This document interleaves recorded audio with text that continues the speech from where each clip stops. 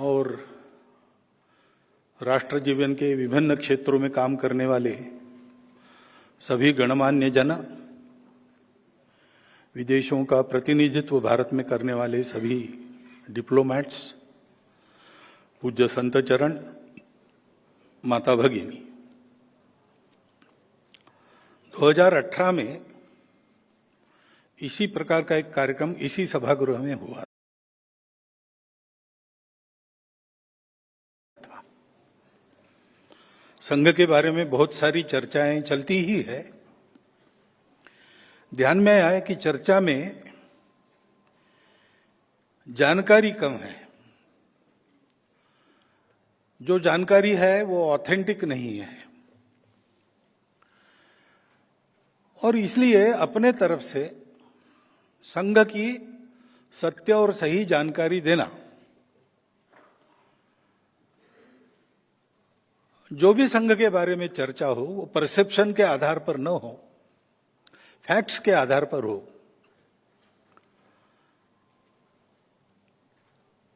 वो मालूम होने के बाद निर्णय क्या करना, निष्कर्ष क्या निकालना, वो तो जो सुनेगा उसका अपना अधिकार है। किसी को कन्विंस नहीं करना है, बस बताना है। इस उद्देश्य से वो संवाद हुआ और वो संवाद अपेक्षाकृत बहुत अच्छी तरह हुआ। संघ के बारे में सत्य जानने के बाद बहुत सी बातें जो मन में बिना कारण थी वो चली गई। उस सभा में आए हुए सब लोग संघ के बन गए ऐसा नहीं कह सकते, लेकिन वो उद्देश्य भी नहीं था। अभी शताब्दी के कार्यक्रमों का विचार जब हो रहा था तब फिर से ये कल्पना आई कि फिर से ऐसा एक संवाद उस समय एक ही स्थान पर हुआ था, देश में 4 स्थानों पर हो, ताकि अधिक लोग उसमें सहभागी हो सके, बाद में प्रश्न पूछ सके। लेकिन जो पहले बताया उस समय भी मीडिया ने बहुत अच्छी तरह उसको सारे देश में पहुंचाया था, तो वही सारी बातें फिर से बतानी है क्या?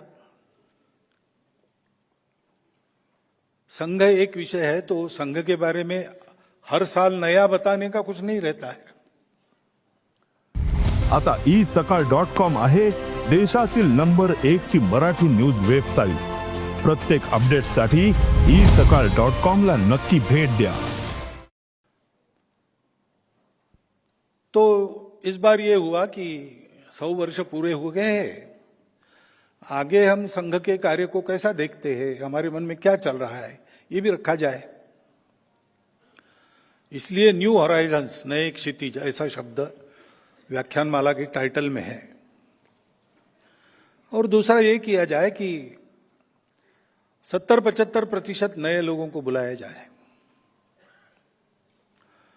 तो इसलिए जो 2 व्याख्यान होने वाले हैं उसमें आज के व्याख्यान में संघ के बारे में मैं बताऊंगा। पिछली बार जो 2 भाषणों में बताया वो एक भाषण में बताऊंगा। 100 साल की संघ की यात्रा हो रही है। क्यों हो रही है? संघ चलाना है ऐसा नहीं है, संघ चलाने का एक उद्देश्य है। और ये राष्ट्रीय स्वयंसेवक संघ क्यों शुरू हुआ, इतनी सारी बाधाएं वगैरह आई, स्वयंसेवकों ने सारी कठिन परिस्थितियों में से रास्ता निकालकर इसको चलते क्यों रखा, और 100 साल चलने के बाद भी नए क्षितिजों की बात क्यों कर रहा है, इसका अगर एक वाक्य में आपको उत्तर देना है तो वो वाक्य संघ की प्रार्थना के अंत में हम स्वयंसेवक लोग रोज कहते हैं, भारत माता की जय। अपना देश है, उस देश की जय जयकार होनी चाहिए। उस देश को विश्व में एक अग्रगण्य स्थान मिलना चाहिए। लेकिन क्यों मिलना चाहिए? अग्रगण्य स्थान तो एक ही देश प्राप्त करेगा और विश्व में सैकड़ों देश हैं, उसके लिए भी एक नई स्पर्धा उत्पन्न करनी है क्या? तो ऐसा कोई इरादा नहीं है, लेकिन उसके पीछे एक सत्य है। दुनिया में इतने देश है, क्यों है? विश्व बहुत पास आ गया है। अभी ग्लोबल बात होती है। विश्व पास आ गया है, इसलिए ग्लोबल विचार करना ही पड़ता है। तो एक देश के बड़े होने का महत्व क्या है? तो यद्यपि सारे विश्व का जीवन एक है, मानवता एक है, फिर भी वो एक जैसी नहीं है। उसके अलग अलग रूप है, अलग अलग रंग है, और ऐसा होने के कारण विश्व की सुंदरता बढ़ी है, क्योंकि हर एक रंग का अपना अपना कंट्रीब्यूशन है, योगदान है। और अगर विश्व के इतिहास को देखते हैं तो स्वामी विवेकानंद का वो कथन कि every nation has a mission to fulfil, प्रत्येक राष्ट्र को एक मिशन होता है दुनिया में जो फुलफिल करना है। प्रत्येक राष्ट्र का विश्व में कुछ योगदान होता है जो समय समय पर उसको करना पड़ता है। वैसे भारत का भी अपना एक योगदान है। विश्व के किसी देश को बड़ा होना है,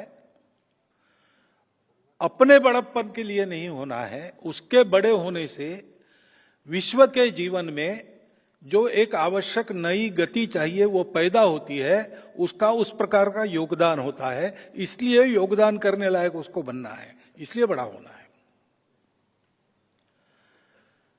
और इसलिए संघ के निर्मिति का प्रयोजन भारत है, संघ के चलने का प्रयोजन भारत है, और संघ की सार्थकता भारत के विश्व गुरु बनने में है। क्योंकि भारत का एक योगदान दुनिया में हो, योगदान उसको देना है, उसका समय आ गया है। इसके बारे में कल हम अधिक चर्चा करेंगे। परंतु ये भारत के उत्थान की शुरुआत कब हुई? तो एक धीमी और लंबी प्रक्रिया है जो अभी भी चल रही है। हमारे इतिहास में हम जानते हैं कि हम वैभव के शिखर पर थे, स्वतंत्र थे, फिर आक्रमण हुए, हम परतंत्र हुए, और 2 बार बड़ी परतंत्रता झेलकर हम स्वतंत्र हुए। उस परतंत्रता में से मुक्त होना ये पहला काम था। अपने देश को बड़ा करना है तो स्वातंत्र्य आवश्यक है। श्रृंखलाओं में बंधा आदमी स्वतंत्रता प्राप्त नहीं कर सकता, और इसलिए अपने लिए कुछ कर भी नहीं सकता है। तो ये स्वातंत्र्य के लिए प्रयास शुरू हुए, और एक व्यापक अखिल भारतीय प्रयास, उसके लिए युद्ध 1857 में हुआ। वह युद्ध कुल मिलाकर विफल हुआ, और उस विफलता के कारण देश में विचार शुरू हुआ कि ये हमारा देश है, हमारी जनसंख्या प्रचंड है, हमारे अपने राजा महाराजा है, हजारों मील दूर से आकर मुट्ठी भर लोग जो इस देश को जबरदस्ती चला रहे थे, उनके सामने हम हार कैसे गए, हार क्यों गए?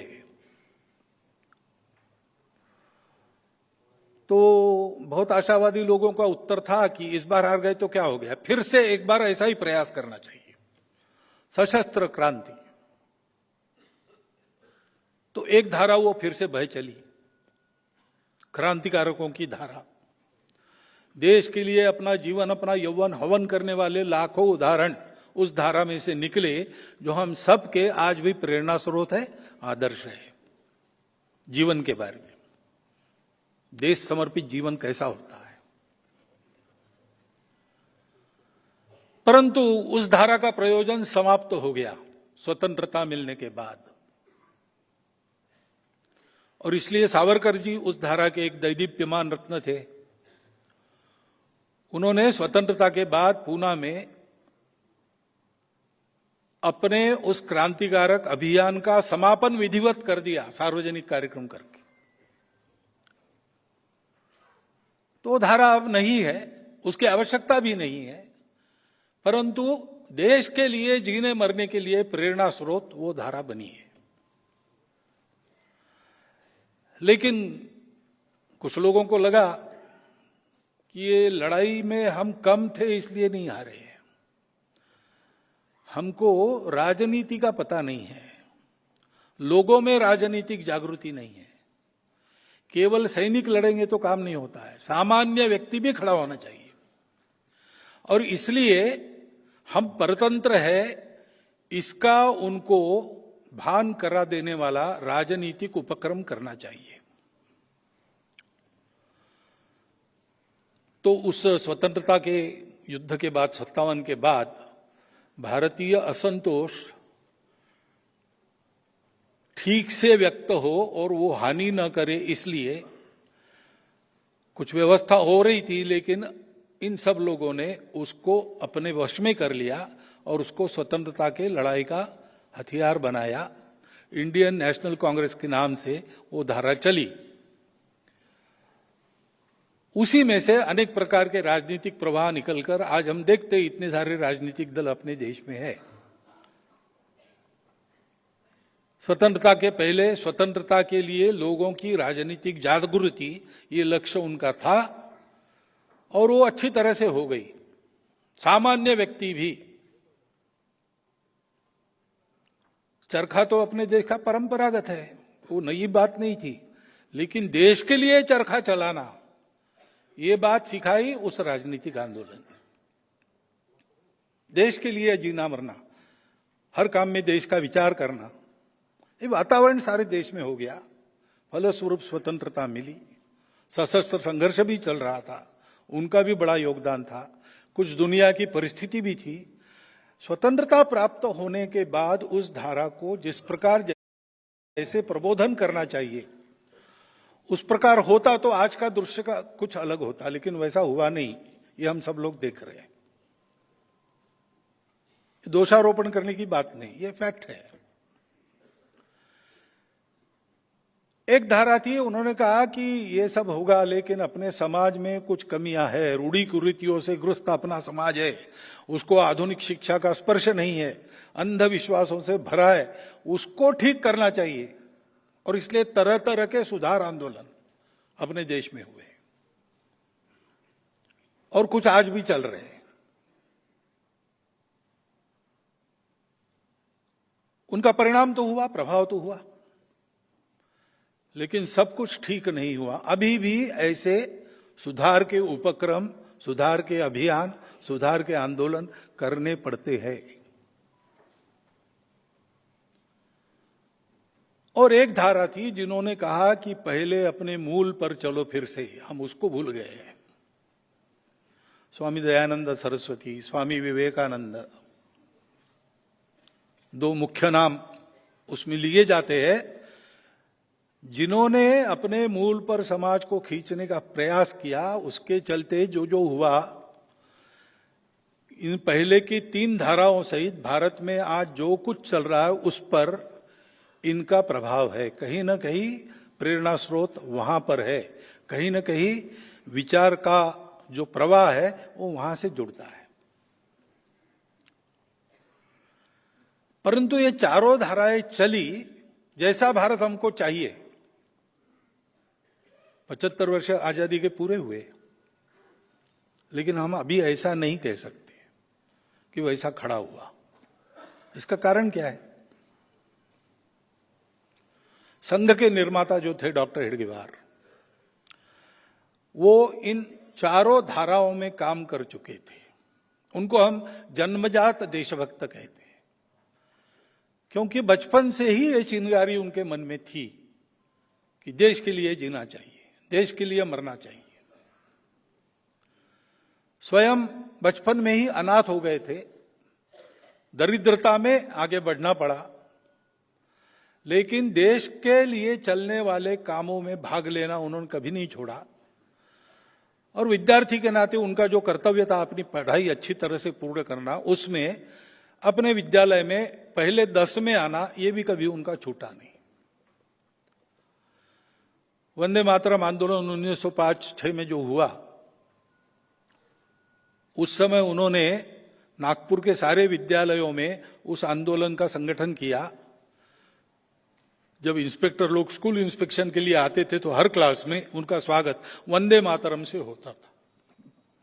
चिढ़कर उन्होंने सारे विद्यालय बंद कर दिए। कौन इसके पीछे पता लगाने का प्रयास किया। 4 महीने स्कूल बंद रहे, पता नहीं लगा। अंत में कॉम्प्रोमाइज हो गया, जो अभिभावक गार्डियंस थे और सरकार में, कि एक नॉमिनल अपॉलॉजी हो जाए स्कूल में एंटर करते समय गेट पर, और शिक्षक खड़ा रहे, वो पूछे गलत हुआ ना, माफी चाहते हो ना, तो मुंडी हिलाना, नॉमिनल अपॉलॉजी। स्कूल शुरू हुए, लेकिन 2 छात्र नागपुर के थे जिन्होंने ये भी करने का इनकार कर दिया कि भाई भारतवासी हम हैं, भारत माता हमारी, उसके स्वतंत्रता की बात को नकारना सपने में भी हम नहीं कर सकते। वो हमारा श्रद्धा स्थान है, वंदे मातरम कहना ये हमारा अधिकार है, और इसलिए हम सपने में भी उसको ना नहीं कर सकते, तो हम माफी कैसे मांगेंगे। तो स्वाभाविक वो दोनों रस्टिकेट हुए। उसमें एक डॉक्टर एडीवार थे जो बाद में डॉक्टर बने। फिर उस समय राष्ट्रीय विद्यालय चलते थे, उनमें जाके उन्होंने अपनी पढ़ाई पूरी करी। मैट्रिक में इस परिस्थिति में भी वो फर्स्ट क्लास में पास हुए। नागपुर के लीडर लोगों ने उनका ये स्पार्क देखकर, ये चिंगारी देखकर तय किया कि इनको कलकत्ता जाना चाहिए, मेडिकल पढ़ना चाहिए। मेडिकल की पढ़ाई का बहाना है, परंतु करना है वहां क्या, क्रांतिकारकों की कोऑर्डिनेशन कमेटी वहां है, अनुशीलन समिति, उससे संबंध स्थापित करना और क्रांति कार्य पश्चिम भारत में भी शुरू करना। तो उनकी योजना के अनुसार पास में पैसा न होते हुए भी चंदा करके जो थोड़ा जमा हुआ, उसके आधार पर डॉक्टर साहब कलकत्ता गए। किसी लॉज में जगह नहीं थी, तो अपने 2 मित्र एक कमरे में रहते थे, उनके बिस्तर के बीच की जगह में अपना बिस्तर लगाया और उन्होंने मेडिकल की पढ़ाई भी अच्छी तरह पूरी की, फर्स्ट क्लास में हो गए, और क्रांतिकारक समिति से संबंध भी स्थापित कर लिया। स्वर्गीय त्रैलोक्यनाथ जी चक्रवर्ती, स्वर्गीय रासबिहारी बसु, इनके लिखे पुस्तकों में उनका उल्लेख आता है। उनका कोड नेम कोकेन था। कोकेन चंद्र एक जीवित वास्तविक व्यक्ति थे जो चंद्रनगर में रहते थे, लेकिन उनके नाम से इनका वहां का चलता। सीआईडी को पता लगा तो कोकेन को अरेस्ट करने वो चंद्रनगर जाके उनको लेके आई दूसरे को। ऐसी कहानी भी है वहां। ये सब उन्होंने किया, लेकिन क्रांतिकारक आंदोलन भी बंद हो गया। अनेक लूपहोल्स के कारण, अनेक कमियों के कारण अंग्रेज सरकार ने उसको दबाने में यश प्राप्त किया। इनकी मेडिकल की पढ़ाई भी पूरी हो गई। 3000 रुपए मासिक की एक नौकरी बर्मा में उनके लिए तैयार थी। प्रिंसिपल ने कहा, इन्होंने कहा मैं नौकरी करने के लिए नहीं आया हूं, मैं तो अपने देश के लिए काम करने वाला हूं, और इसलिए नागपुर वापस आए।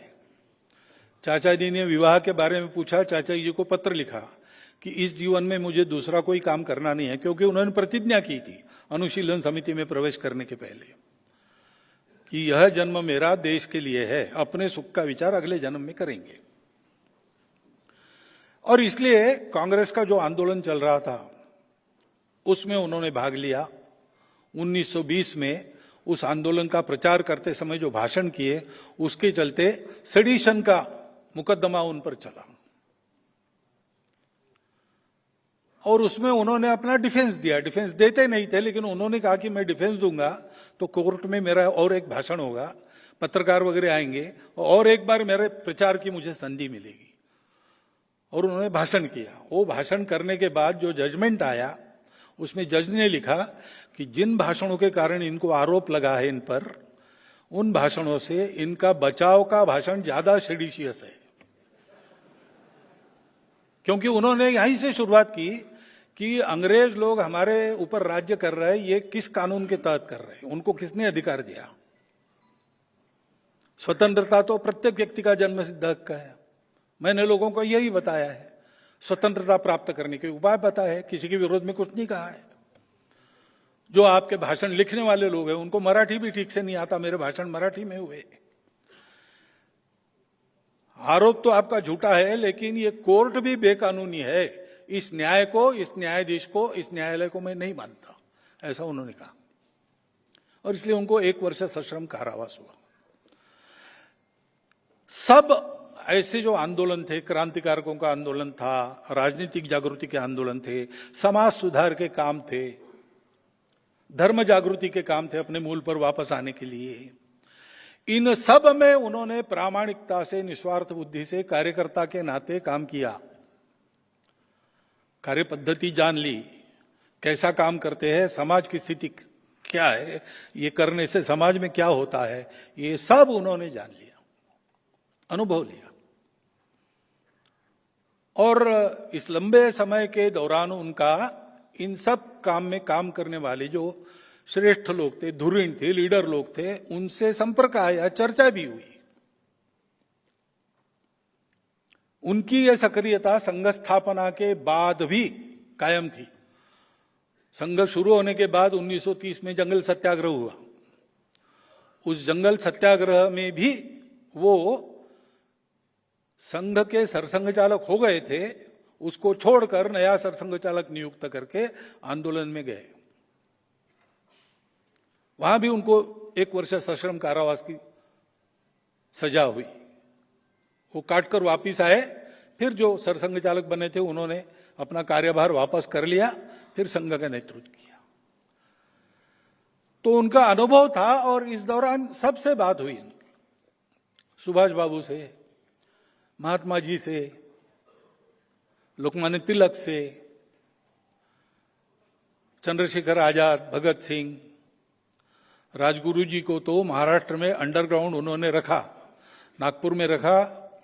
बाद में लगा कि नागपुर सेफ नहीं उनके लिए, तो अकोला में भेजा। ये सब करते हुए इन सब लोगों से चर्चा होती थी, तो उनको ध्यान में आया कि सब लोगों को ऐसा लगता है कि हमारे उपाय अधूरे रहेंगे अगर इस समाज के जो कुछ दुर्गुण हैं, जो घुस गए हैं इसमें, उसको दूर न किया जाए। क्योंकि एक बात तो स्वतः सिद्ध है कि देश को बड़ा करना है, देश को स्वतंत्र करना है, कुछ भी करना है, तो नेताओं के भरोसे, संगठनों के भरोसे नहीं होता। वो सहायक जरूर होते हैं, लेकिन सबको लगना पड़ता है, सब में एक गुणवत्ता आनी पड़ती है। पूरे समाज के प्रयास से कोई भी परिवर्तन आता है। आज अपने देश को बड़ा करना हम चाह रहे हैं, वो किसी के भरोसे छोड़ के नहीं होगा, सब सहायक होंगे। नेता, नीति, पार्टी, अवतार, विचार, संगठन, सत्ता, सब इनका रोल असिस्टेंस का है। लेकिन मुख्य कारण जो बनता है वो समाज का परिवर्तन है, समाज की गुणात्मक उन्नति है। और बिना उसके हुए हमारे काम फुलफिल नहीं होंगे। जो इश्यूज लिए हैं वो शायद रिजॉल्व हो जाएंगे, लेकिन वो फिर से खड़े नहीं होंगे, इसकी कोई गारंटी नहीं। क्योंकि स्वतंत्रता की बात ले तो हम देखते हैं कि कितना लंबा ताता है आक्रामकों का। हर बार कोई आता था, हमको देखते देखते जीत लेता था, फिर हम जागरूक होकर उसको खदेड़ देते थे, दूसरा आता था। ये सब बार बार क्यों होता है? क्योंकि कुछ ऐसे दोष है जिनको निकालना चाहिए, कुछ ऐसे गुण है जिनको विकसित करना चाहिए। और इसलिए ये काम किसी को करना पड़ेगा। हम लोग नहीं कर सकते क्यों नहीं, हमने अपना अपना काम चुन लिया है। इनका भी अध्ययन, डॉक्टर हेडगेवार का भी अध्ययन, चिंतन, वो इसी निष्कर्ष पर आया था जिन महानुभावों के मैंने नाम लिए हैं उन सबको आप पढ़ लीजिए तो आपको ये भाव मिलेगा। उसके बारे में बहुत लोगों ने लिखा है। स्वदेशी समाज नाम का श्री रविन्द्रनाथ ठाकुर जी का निबंध पढ़िए। उसमें उन्होंने कहा है कि समाज की जागृति राजनीति से नहीं होगी। हमारे समाज में समाज का स्थानीय नेतृत्व खड़ा करना पड़ेगा। उन्होंने शब्द किया है नायक। जो स्वयं शुद्ध चरित्र है, जिसका समाज से निरंतर संपर्क है, समाज जिस पर विश्वास करता है और जो अपने देश के लिए जीवन मरण का वर्ण करता है, ऐसा नायक चाहिए, ऐसा उन्होंने कहा है। इतने बड़े खंडप्राय देश में गांव-गांव में, गली-गली में ऐसा नायक चाहिए, जिसके जीवन से एक वातावरण बनता है। वातावरण में समाज अपनी कृति बदलता है। ऐसे नायकों का निर्माण होना चाहिए। रविन्द्रनाथ ठाकुर ने स्वदेशी समाज में बहुत स्पष्ट रूप से यह बताया है।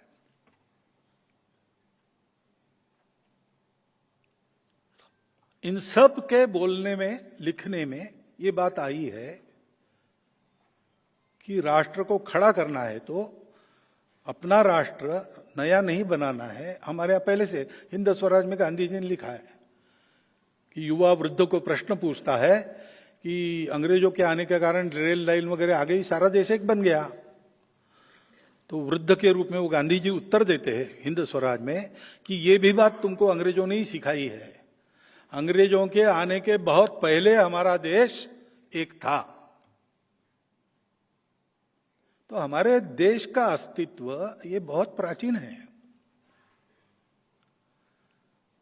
परिस्थितियां बदलती है, उसमें परिस्थिति बदलती है, इसलिए वो एकत्व नहीं बदलता। स्वदेशी समाज में ही रविन्द्रनाथ जी ने लिखा है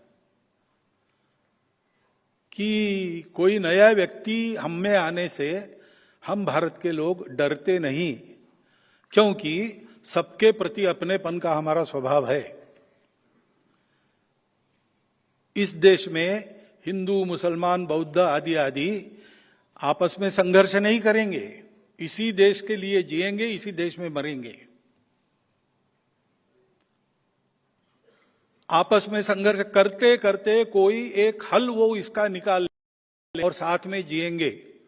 आगे वो कहते हैं कि ये हल अहिंदू न होकर विशिष्ट रूप से हिंदू होगा। ये उन्होंने लिखा है। उस शब्द के बारे में क्या है बाद में बताता हूं मैं। परंतु यह विचार सब में था कि अपना देश प्राचीन समय से एक है, अपने समाज को उन्नत बनाना चाहिए। वो सदा के लिए संकट परंपरा का निवारण करने का एकमात्र उपाय है। लेकिन फुर्सत नहीं है, तो डॉक्टर हेडगेवार ने सोचा कि किसी को फुर्सत नहीं है तो मैं इसके प्रयोग करता हूं। ये बात उन्होंने त्रैलोक्यनाथ चक्रवर्ती जी को बहुत पहले 1911 से 14 वो कलकत्ता में रहे शायद, उस समय बताई थी। और नागपुर वापस आने के बाद मेडिकल की पढ़ाई पूरी करके आंदोलनों में भाग लेते लेते उन्होंने इसके कई प्रकार के प्रयोग किए कि ये कैसे हो सकता है, संपूर्ण देश को जोड़ा कैसे जा सकता है, संपूर्ण देश को बड़ा कैसे किया जा सकता है, देश के व्यक्ति में गुणवत्ता का निर्माण कैसे किया जाता है। इसके अनेक प्रयोग किए उन्होंने भारत सेवाश्रम संघ के काम को देखा था। वो जिस अनुशीलन समिति के सदस्य थे, उनके भी कई ऐसे मनुष्य निर्माण के कार्यक्रम चलते थे। ये सारा अनुभव लेकर उन्होंने एक चिंतन किया, एक उपाय निकाला, उसका प्रयोग किया।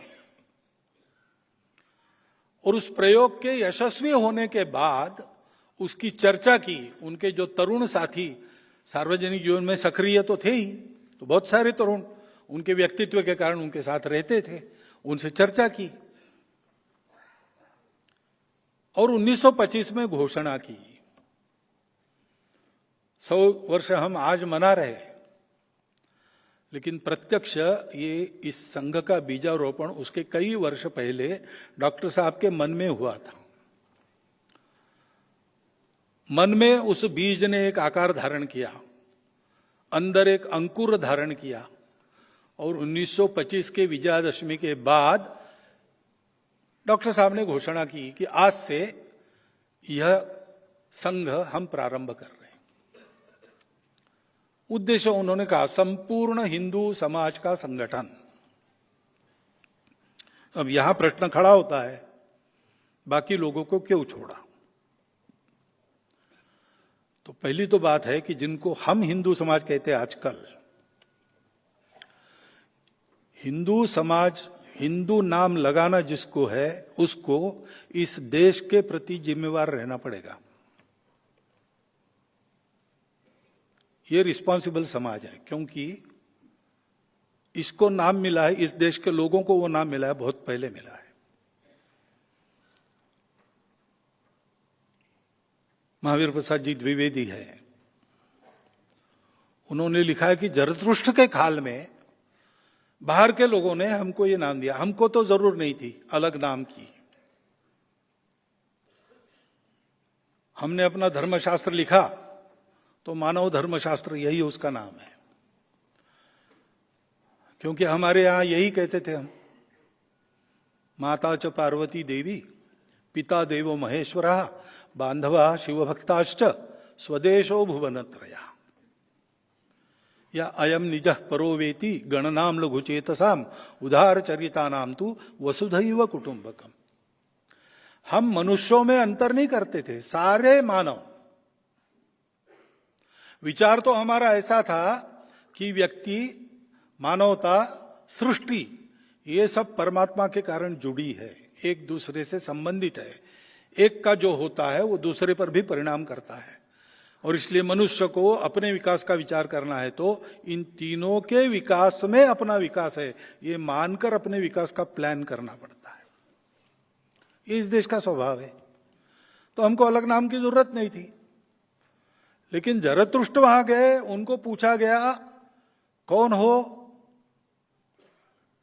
तो उन्होंने कहा कि हमारे पूर्वज किर्गिस्तान में भारत से गए थे, सिंधु नदी के उस पार से गए थे। अब उस समय ईरान के लोग सिंधु नदी के उस पार वालों को हनत कहते थे, उसका हनदू हो गया, हिंदू हो गया। ये एक कथा है। दूसरी कथा है कि ऐसा कहने के बाद ईरान के लोगों ने इस्राएल के लोगों के पूछने पर यहूदियों को कहा कि हमारा एक हिंदू गुरु है, और वो बात घूमते घूमते अपने पश्चिम किनारे पर व्यापार के जरिए आ गई। व्यापारियों ने पकड़ा वो शब्द, लेकिन ठीक है, उनको शब्द से क्या करना है, सौदा पटने से काम है, व्यापार चलता रहा। इंटेलेक्चुअल लोगों के पास वो आ गया, तब अपने पुराणों में आ गया, तम देव निर्मितम देशम हिंदुस्थानम प्रचक्षते। लोक भाषा में आने को बहुत समय लगा, और लोक भाषा में जो शब्द आते हैं वो संतों की पकड़ में आते हैं।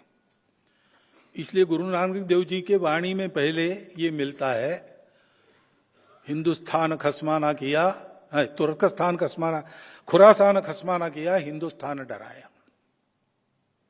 वो उन्होंने वर्णन किया है बाबर के अत्याचारों का, और कहा है कि न हिंदू महिलाओं का शील बचा, न मुस्लिम महिलाओं की अस्मत बची। अब ये सोचते तो ध्यान में बात आती कि उन्होंने दो क्यों शब्द उपयोग किए,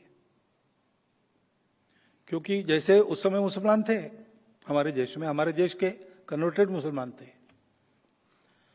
लेकिन दूसरी तरफ मुसलमान क्यों कहा होगा, तो स्वाभाविक है, अल्लाह को मानते हैं, कुरान को मानते हैं, पैगंबर साहब को मानते हैं, वही होते हैं मुसलमान। तो हिंदू कहने से कोई मान्यता नहीं है। एक ईश्वर को मानने वाला हिंदू नहीं है। नहीं, ईश्वर के अनेक रूप है हिंदू में, 33 करोड़ है ऐसा कहते हैं। और एक ग्रंथ नहीं है, न कोई एक गुरु है। तो अनेक थे उस समय, बौद्ध थे, जैन थे, शैव थे, शाक्त थे, अनेक प्रकार के पंथ संप्रदाय, रिलीजन्स अनेक थे। लेकिन एक स्वभाव था जो इन सबको जोड़ता था। वो स्वभाव ये था कि इन सबको स्वीकार करते थे। विश्व में जितने तरीके हैं पूजा के, वो सब एक ही जगह पहुंचेंगे। कोई तरीका गलत नहीं है। हाँ, ये हो सकता है कहीं देर से पहुंचेंगे, कहीं जल्दी पहुंचेंगे, कोई तरीका बड़ा सरल है, कोई तरीका बड़ा जटिल है। रुचिनाम वैचित्र्यात रुजु कुटिल नाना पथयुताम। मनुष्य अलग अलग होते, बुद्धि अलग अलग होती है, रुचि अलग अलग होती है। रुचि के वैचित्र्य के कारण रुजु कुटिल अनेक प्रकार के रास्ते होते हैं। आप यहां इस सभागृह में आने के लिए कहां से चले? एक ही रास्ता थोड़ी था। जहां से चले वैसा रास्ता था। और कोई रास्ता ठीक भी था, कोई रास्ता खराब भी था। रास्ता खराब है इसलिए आप घूम कर भी आए होंगे, रास्ता खराब है तो भी समय पर पहुंचेंगे इसलिए उसी खराब रास्ते से भी आए होंगे। ये अपना अपना मन है। ऐसे अनेक पथ है। रुचि नाम वैचित्र्यात रुजु कुटिल नाना पथयुताम। नृणाम यानी आदमियों का एको गम्या, एक ही जगह जाना है सबको। भगवान को कहते त्वम असि, तुम ही हो जो सबके गंतव्य हो। नृणाम एको गम्यस्त्वम असि। कैसे? पयसाम अर्णवैव। विश्व में कहीं भी पृथ्वी पर वर्षा होती है तो अंत में सागर में जाती है। ये श्रद्धा रखने वाले सबको उन्होंने एक नाम दिया, हिंदू। तो हिंदू यानी क्या? इसमें जो विश्वास करता है, अपने अपने रास्ते से चलो भाई, अपना जो रास्ता मिला है स्वाभाविक रूप से, उस पर श्रद्धा रखो, बदलो मत, दूसरों को बदलो मत। इस पर श्रद्धा रखो, दूसरों की भी श्रद्धा है, उसका पूर्ण सम्मान करो, उसका स्वीकार करो, उसका अपमान कभी मत करो। और रास्तों को लेकर झगड़ा मत करो, आपस में मिलजुल कर चलो। ये परंपरा जिनकी है, ये संस्कृति जिनकी है, वो हिंदू है। और ये परंपरा संस्कृति ऐसी क्यों बनी? इसका कारण भारतवर्ष है। भारत का भूगोल ऐसा था कि हम प्रोटेक्टेड थे चारों तरफ से। पहले आक्रामक आते ही नहीं थे, कौन आएगा? सागर लांघकर कौन आएगा? वो जहाज नहीं थे, तो इतनी बर्फीली चोटियां लांघकर कौन आएगा? पूरा सैन्य लेकर तो नहीं आ सकता। इसलिए हम सुरक्षित थे। और अंदर भरपूर था, जनसंख्या भी इतनी नहीं थी जितनी आज है। और इसलिए सब लोग इस वृत्ति के बने कि भाई मिलजुल कर रहो, फालतू झगड़ा क्यों करते हो? दुनिया को शायद परिस्थिति मिली होगी स्ट्रगल फॉर एग्जिस्टेंस और सर्वाइवल ऑफ द फिटेस्ट इसकी, लेकिन हमारे प्राचीन समय में भारत में यह स्थिति नहीं थी। There was no struggle, it was abundant for everybody. और जो परंपरा थी उसमें संयम था, इसलिए देयर वॉज अबंडेंस। तो झगड़ा क्यों करना है? क्यों नहीं करना है? क्यों? जीना है ना, तो मिलजुल कर जी सकते हैं, झगड़ा कौन करेगा? और इसलिए हमको फुर्सत भी मिली, हमको सुरक्षा भी मिली, हमको समृद्धि भी मिली। तो हमने जो एक ह्यूमन सर्च सारी दुनिया में चलता है, और दुनिया बाहर का देखकर रुक गई, जो दिखता है उसके आगे कुछ नहीं है, माइक्रोस्कोप लगाओ तो ज्यादा दिखता है, उसके परे कुछ नहीं है, ऐसा सोच के दुनिया रुक गई। हम वहां रुके नहीं, हमने दृष्टि को अंदर कर लिया और अपने अंदर की सत्य को खोजा हमने। और उसने हमको बताया कि सर्वत्र एक ही है, दिखता अलग अलग है, सब एक है। और इसलिए अपना स्वाभाविक धर्म क्या है? समन्वय, संघर्ष नहीं। तो ये जो संस्कृति थी, उस संस्कृति का उपजाव क्यों हुआ? वो इसी के कारण हुआ है। और इसलिए उस मातृभूमि के प्रति भक्ति है। मां ने हमको अन्न पोषण केवल इतना नहीं दिया, संस्कार दिए है। भारत माता ने हमको ये संस्कार दिया है, वो हमारी मां है।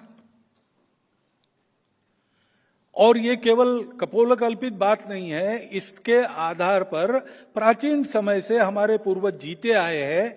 ऐसा जीवन खड़ा करने के लिए उन्होंने खून पसीना सब बहाया, प्राणदान भी किया है। इस भूमि के संरक्षण संवर्धन के लिए भी बलिदान दिया है, परिश्रम किया है। वो इतिहास हमको प्रेरणा देता है, वो पूर्वज हमारे पूर्वज है। इनको मानने वाला वास्तव में हिंदू है। लेकिन जब संघ शुरू हुआ तब ये परिस्थिति थी कि ऐसे सब लोग अपने आप को हिंदू नहीं कहते थे, और आज भी नहीं कहते कुछ लोग। तो हिंदू के हम प्रकार मानते हैं, जो जानते हैं वो हिंदू है, उनको गौरव है। जो जानते हैं वो हिंदू है, लेकिन गौरव क्या करना भाई, दुनिया में होते हैं, हम हिंदू है, चलो। और जो जानते हैं लेकिन किसी कारण नहीं कहते, कारणों में नहीं जाता, नहीं कहते। और जो जानते नहीं है कि वो हिंदू है, लेकिन ऐसे लोगों को भी जो जानते नहीं है, हिंदवी कहने से बुरा नहीं लगता, भारतीय कहने से बुरा नहीं लगता। सनातन का भी कुछ लोग स्वीकार करते हैं। ये शब्द क्या है? समानार्थी शब्द है। और इसलिए हम लोग ऐसा नहीं कहते कि आप हिंदू ही कहो, आप हिंदू हो, ये हम बताते हैं। नहीं भाई, हम हिंदवी है, हम भारतीय है, ठीक है। इसका कंटेंट समझो। इन शब्दों के पीछे केवल शब्दार्थ नहीं है, एक कंटेंट है। वो कंटेंट जियोग्राफिकल नहीं है। उस कंटेंट में एक भक्ति है भारत माता की। उस कंटेंट में एक परंपरा है पूर्वजों की, जो हम सबकी समान है। डीएनए को भी देखो, वही है। 40,000 वर्ष पूर्व से भारतवर्ष के लोगों का डीएनए एक है, अखंड भारत की भूमि पर जो जो है। और हमारी संस्कृति है मिलजुल कर रहने की। ये बातें अलग अलग अलग रूप जो है वो हम में अलगाव पैदा नहीं करते, क्योंकि हम ये मानते ही नहीं कि एक होने के लिए यूनिफॉर्म होना पड़ता है। यूनिफॉर्मिटी से यूनिटी आती है, ऐसा नहीं है। डाइवर्सिटी में भी यूनिटी है, क्योंकि डाइवर्सिटी भी यूनिटी का ही प्रोडक्ट है। लेकिन कोई परीक्षा है और प्रश्न आ गए 4, 2 तो बड़े कठिन है, 2 आसान है। पहले कौन सा? पहले आसान प्रश्न छोड़ो। इसलिए जो अपने आप को हिंदू कह रहे हैं, पहले उनको संगठित करो, उनका जीवन अच्छा बनाओ। तो किसी कारण जो अपने आप को हिंदू होके भी नहीं कहते, वो भी कहने लगेंगे। वो तो होने लगा है। और किसी कारण जो भूल गए, उनको भी याद आएगा, वो भी होगा। लेकिन करना क्या है? संपूर्ण समाज का संगठन, संपूर्ण हिंदू समाज का संगठन। हिंदू शब्द का आग्रह क्यों है हमारा? क्योंकि ये जो कंटेंट है, ये कंटेंट पूर्णतः व्यक्त करने वाला वो एक ही शब्द है। और हिंदू कहने से हिंदू वर्सेस ऑल ऐसा नहीं होता है। हिंदू बनाम कोई, ऐसा नहीं है। क्योंकि हिंदू इसका मतलब इंक्लूसिव। इंक्लूसिविटी की मर्यादा क्या है? कोई मर्यादा नहीं। जब आगे एक व्यक्ति नहीं, पूरा परिवार, पूरा परिवार नहीं, पूरा गांव, गांव नहीं भैया जनपद, जनपद नहीं भैया प्रांत, प्रांत नहीं देश, देश नहीं विश्व, मानवता नहीं केवल, सृष्टि भी। अनंत के साथ एक हो जाओ। वहां जो पहुंचा उसको सर्वश्रेष्ठ मानने वाला अपना समाज है। और इसलिए ये कोई संकुचित बात नहीं है, उल्टा ये अपने सारे विकास को संपूर्ण विश्व के साथ एक रूप होने को एक खुला रास्ता देने वाली बात है। उनका संगठन करना, इसलिए संघ निकला। क्योंकि पूरा समाज ऐसा होगा तभी होगा। लेकिन होने के लिए तो कुछ करना पड़ेगा। केवल तैयार होने से काम नहीं चलता, तैयारी का उपयोग करना पड़ता है। तो ये विचार किया गया कि तैयारी जो करनी है उसके 2 भाग है। एक तो मनुष्य को तैयार करना, दूसरा मनुष्यों ने काम करना। तो जो मिथोडोलॉजी डेवलप हुई मनुष्यों को बनाने की, उस पर लगकर काम करने वाला एक संगठन राष्ट्रीय स्वयंसेवक संघ, उसको दूसरा कुछ नहीं। उसकी शाखा है, उसके स्वयंसेवक है, और बाकी सब जो होना है तैयारी के चलते वो करने वाले स्वयंसेवक रहेंगे। संघ के नाते उसमें जाएगा नहीं। स्वयंसेवक बहुत है, संघ चलाने के लिए जो लगते हैं उनको छोड़ दिया तो भी बहुत सारे स्वयंसेवक है, वो सक्रिय हो जाए, समाज जीवन में जहां जिसकी आवश्यकता है वो करेंगे। ये तो सपने से भी ज्यादा दुष्प्राप्य बात लगती थी। स्वयंसेवक भी पूछते थे कैसे होगा, डॉक्टर साहब कहते थे होगा, संघ कुछ नहीं करेगा, सब कुछ होगा, और हो रहा है। अनेक क्षेत्रों में अपने स्वयंसेवक काम कर रहे हैं। वो जो विचार मिला है, जो संस्कार मिला है, उसके आधार पर उस क्षेत्र की आवश्यक है वहां पुनर्रचना करके आगे बढ़ रहे हैं। भारतीय मजदूर संघ में स्वयंसेवक काम करने के लिए गए, उन्होंने पूरी दुनिया के लिए लेबर फील्ड का एक नया दर्शन दिया है।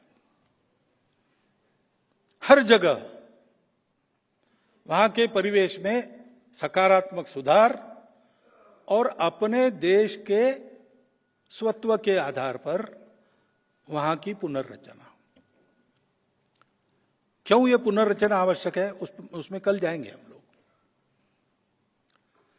लेकिन ये वो स्वयंसेवक करते हैं, वो उनका है, स्वतंत्र है, अलग है, स्वायत्त है, उसका क्रेडिट उनको है, संघ को नहीं।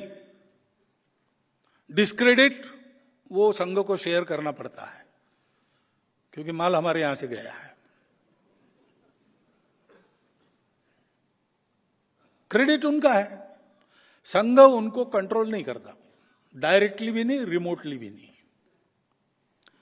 एक ही बात है, स्वयंसेवकों का संबंध संघ से अटूट है, जन्म जन्मांतर का है। वो संघ की प्रार्थना कहीं भी गा लेंगे, वो टूटता नहीं कभी। उसके चलते स्वयंसेवक मिलते हैं, बात करते हैं, हम भी बात करते हैं, पूछते हैं, हम बताते हैं, हमको ध्यान में आया बताते हैं, मदद मांगते हैं, मदद देते हैं। अच्छे काम को सर्वत्र मदद करते हैं। हम केवल स्वयंसेवकों को ही करते हैं ऐसा नहीं है, किसी को भी कर सकते। की है, बहुत उदाहरण है।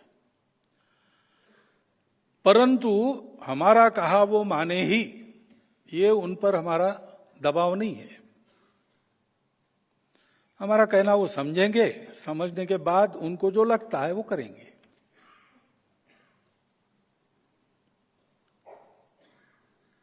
क्योंकि उनके क्षेत्र में वो काम कर रहे हैं, उनका अनुभव है, उनकी एक्सपर्टाइज है। हमारी नहीं है ऐसा नहीं है, लेकिन करना तो उनको है।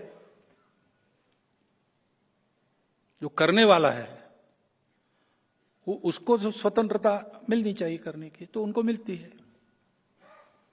और संगठन में केवल स्वयंसेवक नहीं है, उनके साथ बहुत सारे लोग हैं। संगठन तो संघ के नहीं है, वो जनता के है। स्वयंसेवकों ने खड़ी की है, अथवा पहले से जो थे उसमें स्वयंसेवक है, उसमें उनका प्रभाव कम ज्यादा होता है। अन्य लोग भी साथ है, सबको साथ लेके चलाना स्वयंसेवक के नाते यही सिखाया हमने। मतभेद हो तो भी मनभेद न हो, साथ में लेकर सबको चले, ये स्वभाव सबका रहे, इसी को तो संगठन कहते हैं। हमारी अपेक्षा उनसे ये संगठन ठीक रहे, स्वयंसेवक ठीक रहे, वो करते हैं, हम बताते रहते हैं।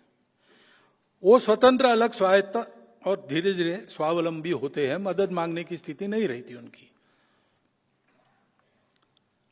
विचार, संस्कार और आचार ये ठीक रहे, इतनी हम स्वयंसेवक की चिंता करते हैं। संगठन की चिंता वो करते हैं, वो हमारी नहीं है। इस प्रकार हम आगे जाते हैं, और ये हमको एक दबाव गुट नहीं बनाना है सबका मिलके। भारत में, पूरे भारत में सबको संगठित करने के लिए संघ है। तो आपको भी अनुभव आया होगा कि 30 साल 40 साल पहले शायद आप में से बहुत लोग संघ के घोर विरोधी रहे होंगे और शायद उनमें से कुछ लोग आज संघ के समर्थक बन गए। आप घोर विरोधी थे तब भी अपने थे और आज हमारे हैं तब भी अपने ही है।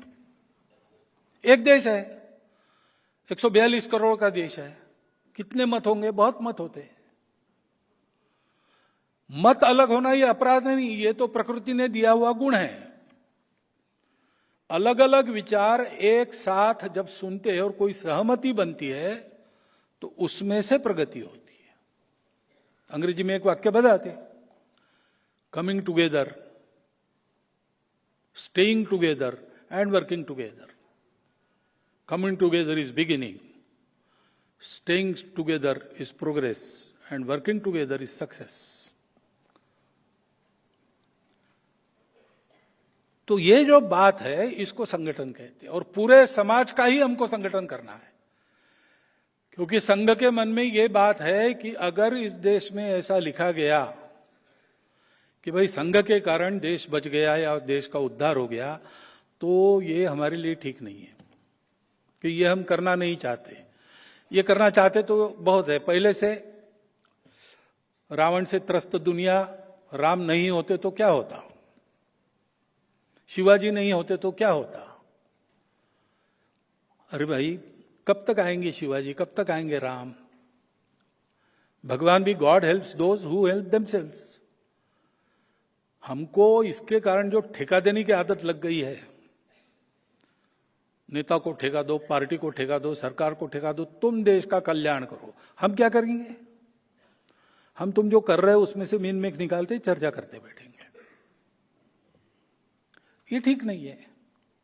देश का जिम्मा हम सबका मिलकर है। जैसे हम हैं वैसे हमारे प्रतिनिधि होंगे, वैसे हमारी पार्टियां होंगी, वैसे हमारे नेता होंगे। संपूर्ण समाज का संगठन। इसके लिए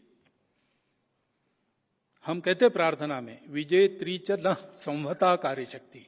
हमारी संगठन शक्ति के आधार पर, हमारी यानी किसकी? संपूर्ण हिंदू समाज की। क्योंकि हमने परिचय दिया है उसके पहले, वयम हिंदू राष्ट्रांग भूता, हम हिंदू राष्ट्र के अंगभूत है।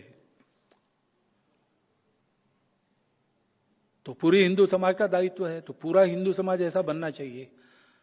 हमारी संगठित कार्य शक्ति यानी पूरे समाज की संगठित कार्य शक्ति।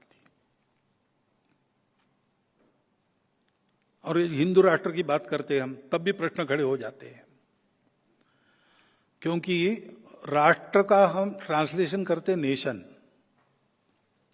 वो कंसेप्ट वेस्टर्न कंसेप्ट है। नेशन के साथ स्टेट जुड़ता है, राष्ट्र के साथ स्टेट आवश्यक नहीं है। हमारा राष्ट्र है, पहले से है। हिंदू शब्द निकाल के आप विचार करो, हमारा राष्ट्र पहले से है। गांधी जी ने भी कहा है, एक राष्ट्र के नाते हम लड़े, बार बार लड़े। उत्तर से दक्षिण, पूर्व से पश्चिम हमारा संचार रहा है। पूरे देश के साथ हमारी सेंसिटिविटी जुड़ी है। हम एक राष्ट्र है। इस राष्ट्र में हम सर्वदा स्वतंत्र नहीं थे, लेकिन राष्ट्र था। सदा हमारे राजा नहीं थे।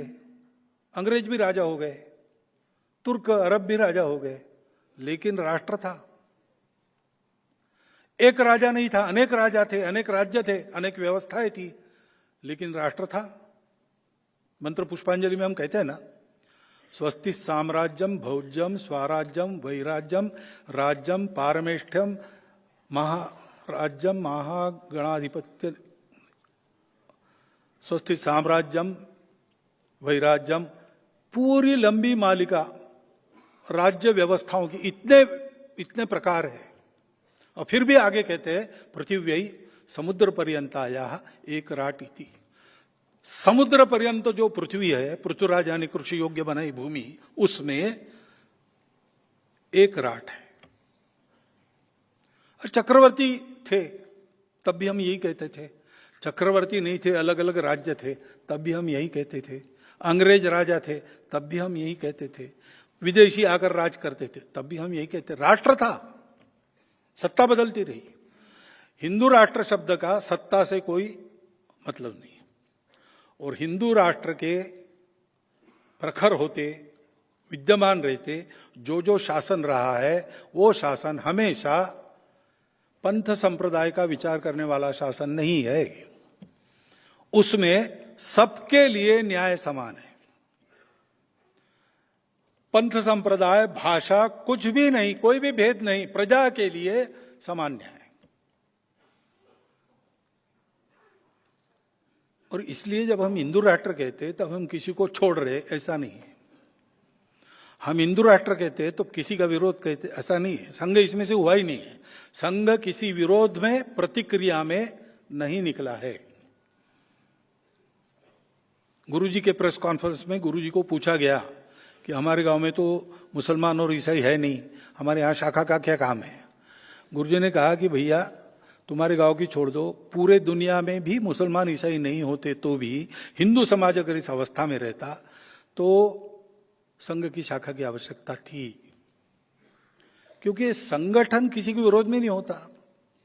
आप सब लोग कुछ न कुछ तो व्यायाम करते होंगे, कम से कम मॉर्निंग वॉक, इवनिंग वॉक करते होंगे।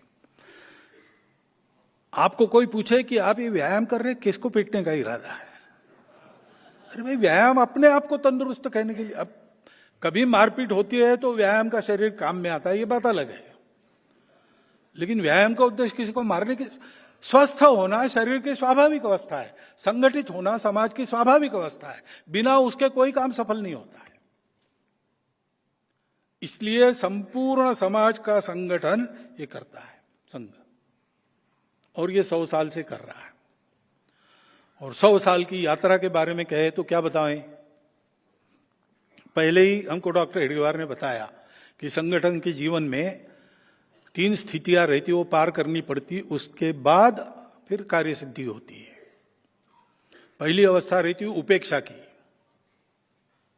संघ की भी उपेक्षा, विचार की मान्यता नहीं थी संघ शुरू हुआ तब। डॉक्टर हेडगेवार को पूरे देश में प्रसिद्ध लीडर नहीं थे। देखने में व्यक्तित्व भी ऐसा बहुत एक भरभक्कम शरीर वाला आदमी, काला ही था, चेचक के दाग थे चेहरे पर, सामान्य वेश, मध्यम वर्गीय महाराष्ट्रियन का जैसे रहता था उस समय वैसा, और सामान्य भाषा, ऐसे ही थे। प्रचार का कोई साधन नहीं था, विचार मान्यन बिल्कुल नहीं था। लोग तो कहते थे डॉक्टर हेडगेवार पागल हो गया, बच्चों को लेके देश को बढ़ाने की बात कर रहा है। हिंदू राष्ट्र बिल्कुल मान्य नहीं था। अच्छे अच्छे हिंदू लोग कहते थे कि हिंदू तो अब मरने जा रहा है, छोड़ो, this is a dead society, ऐसा बोलते थे। और इसलिए उपेक्षा थी। हमारे प्रचारक थे, संघ कार्य के लिए निकले, कोई प्रचारक के शब्द नहीं था, लेकिन अंदर एक चिंगारी जग गई, निकल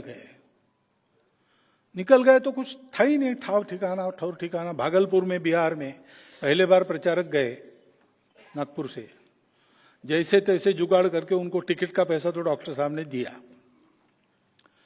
कुछ उस समय 3 रुपया 12 आना भागलपुर तक का टिकट था, तो उनके पास में 1.25 रुपया बचा। भागलपुर में कोई परिचित नहीं, बिहार में कोई परिचित नहीं, काम शुरू नहीं हुआ था शायद, रहने का ठिकाना नहीं, कुछ नहीं। तो पटना से भागलपुर एक पैसेंजर जाती थी, रात को पहुंचती थी वहां, रात भर पड़ी रहती थी, सुबह निकल आती थी। उस पैसेंजर में रात को सोते थे। स्टेशन पर ही सारा सुबह वाला निपटते थे और फिर गांव में घूमते रहते थे रात तक। इसके घर जाओ, उसके घर जाओ, इसकी बात करो, उससे बात करो। खाने को कुछ नहीं था तो एक भुना चना बेचने वाला था, उससे दोस्ती कर ली। 1 पैसे का वो थोड़ा ज्यादा चना उनको रोज देता था, उस पर उनका भोजन चलता था। शाखा शुरू हो गई तो एक बाल स्वयंसेवक के घर कोई पर्व था, भोजन के लिए कोई चाहिए था। इसने उनको पूछा, आप ब्राह्मण है क्या? उसने कहा हाँ। तो बोले चलिए, हमारे यहाँ एक ब्राह्मण चाहिए। तो इसलिए उसके घर गए। उसके माताजी को पता चला कि ये एमकॉम है और सब छोड़कर हिंदू समाज को संगठित देश के लिए आया है। तो उस माताजी ने बताया कि भागलपुर में 11 बजे दोपहर, रात को 8 बजे तुम्हारा भोजन होना चाहिए, कहीं नहीं तो हमारे यहां आओ। मैं 11 बजे के बाद 1 घंटा राह देखूंगी, फिर गांव में घूमूंगी, तुम्हारा भोजन हुआ कि नहीं देखूंगी, हुआ होगा तो मैं करूंगी, नहीं तो नहीं करूंगी। अभी अभी मैं वहां क्षेत्र प्रचारक बन के गया, तब मैंने देखा वो जो बालक था 8वीं में उस समय, वो हमारे विभाग संघ चालक बन गए थे, उनके घर में ये चलता था। उस समय तो हमारी ये हालत नहीं थी। एक बड़े प्रसिद्ध नेत्र शल्य विशारद के यहाँ हमारा भोजन था, वहां हमारा भोजन हो रहा था। महाशय हमारे विभाग संचालक जी बैठे थे, हमने बोला आइए, तो बोले नहीं मेरा घर में भोजन है। तो फिर जाइए, समय हो गया। क्यों गया? उन्होंने कहा नहीं, आपका भोजन पूरा होने के बाद मुझे रिपोर्ट करना पड़ेगा, तब घर में बहुएं भोजन करेगी। समाज ने हमको संभाला, जैसा संभाला वैसा हम रहे। किसी बात की मान्यता नहीं, एक श्रद्धा लेकर चले, डॉक्टर हेडगेवार पर विश्वास रखकर चले। और फिर विरोध शुरू हुआ। क्या विरोध हुआ? किसी स्वयंसेवी संगठन का इतने लंबे समय तक इतना कड़ा विरोध और कटु विरोध, इसका भी कोई पुस्तक आप देख के तैयार कर सकते हैं। क्या क्या नहीं हुआ। झूठे आरोप मढ़े गए, हत्याएं हुई, संघर्ष हुआ। अपने को बचाने को जितना लड़ना था उतना हम लड़ते थे, लेकिन हमको बताया जाता था ये अपना ही समाज है।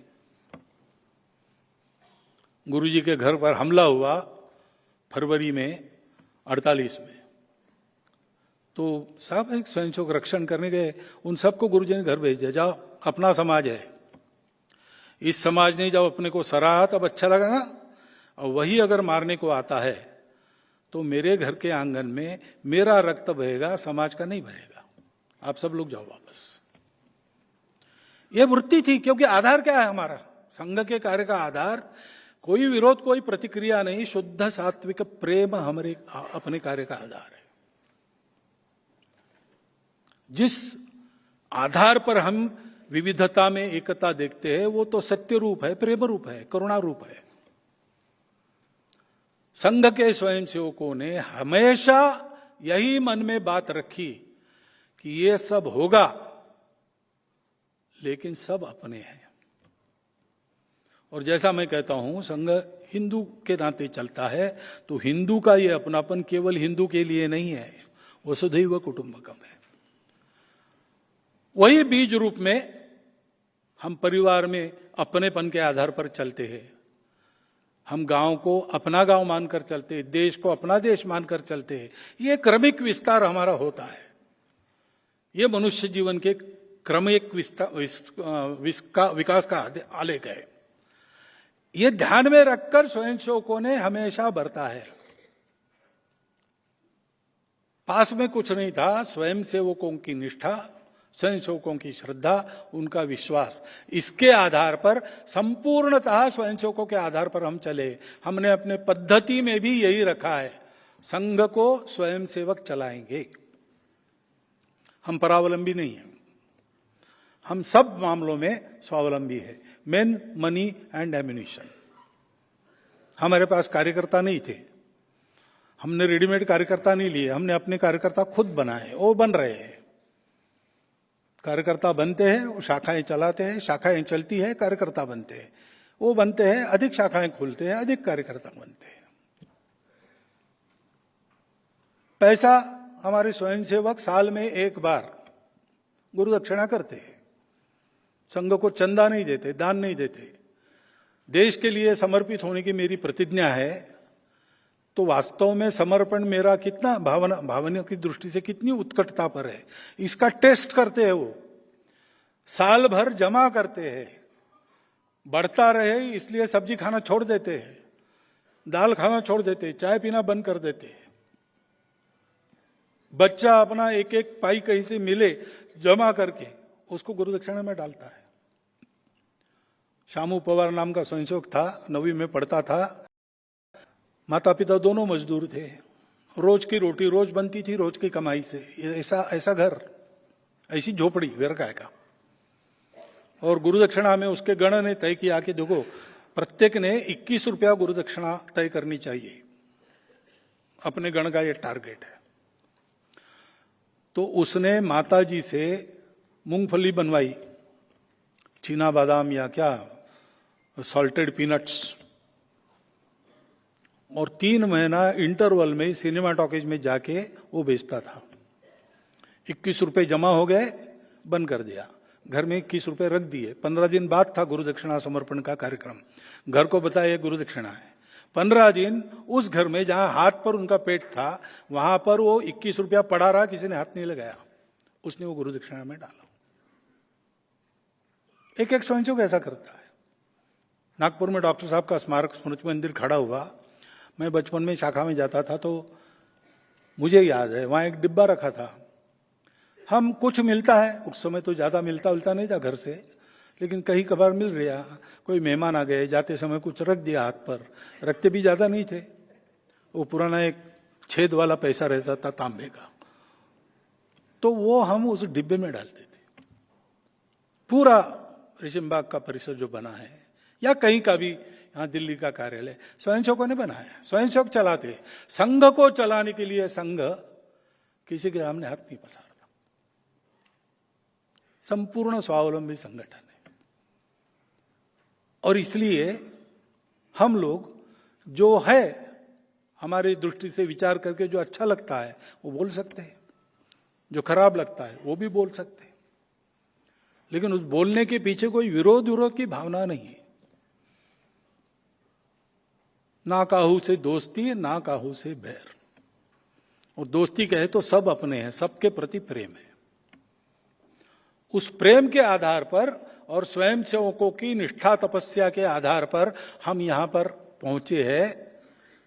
कितने बड़े त्याग हुए, कितने बड़े बलिदान हुए हैं, उस पर हम खड़े हैं, ये हम जानते हैं।